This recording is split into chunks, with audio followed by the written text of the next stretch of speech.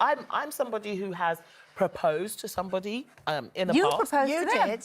Yes, I had. It was leap year, and so you know I took that opportunity and proposed, and then they re-proposed properly. When you not that mine proposed, wasn't were you properly. confident, Brenda, of the response? Yes, I was very confident. Would you have proposed if it wasn't leap year?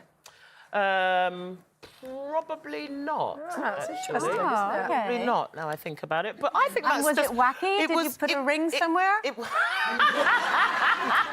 I think this is romantic in the farmer sense of the word. The farmer wants a wife, and he wants to do it via their cow. And in the context of hopefully that Go for it. Knock yourself out. In Do the something context that fun hopefully and they regular. are farmers. Yeah. Because it would be a bit random if you had nothing to do with Yeah, I wouldn't like it. wouldn't it? Yeah. And it's quite cute, so it's farmer cuticle.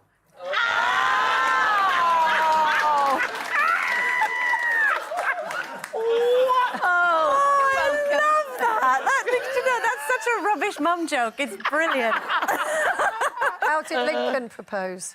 Well, it was quite traditional. He did ask my dad. Oh, Yeah, we'd been through quite a bumpy ride getting to where we got to, and you know, for various reasons. And so he did ask my dad, and that was, I really respected him for doing that. And then we were in Nice in a restaurant, and he was behaving very oddly beforehand. And you know, Did you think he was about to dump you? well, no, oh, don't be so ridiculous. Never crossed my mind. But he started to behave really oddly, even when he was walking. When Lincoln gets nervous, even Must when be he was the walking, udders. started to do that, trying to be really normal, but walking with the same hand, following it, really weird. Anyway, he is quite normal, to be honest. But so we went in the restaurant, and he didn't get down on one knee, but he got the ring out, which was actually this ring, not this ring. And it was the time ring, and he said it was because it was a change and it was a new time in our lives. And I said, yes, I will marry you, but I'd like a different ring. But I'd like to keep that one and get a solitaire. That's nice. And so no, but it was lovely, and I've never regretted it for a day.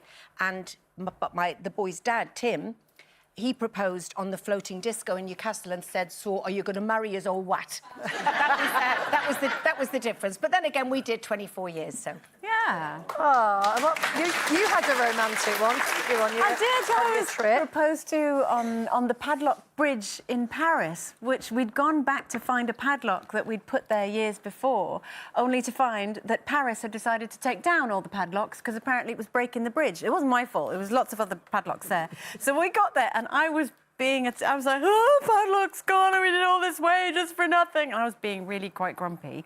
And next, he said, well, let's take a selfie at the spot where our padlock was, just for the memory. Oh, OK. And as we were doing that, he popped the ring up in the picture and went, will you marry me? And pressed click, and my face was literally like that. Huh?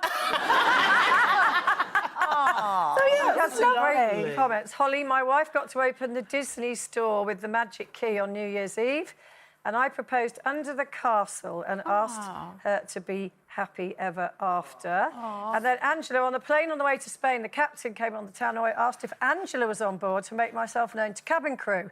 Meanwhile, my husband, my now husband, was trying to get on his one knee in a cramped flight. The captain then said, Craig's got something to ask you. I said yes and cried all the way to Spain. Oh, that's really sweet. See, I like that. I like that.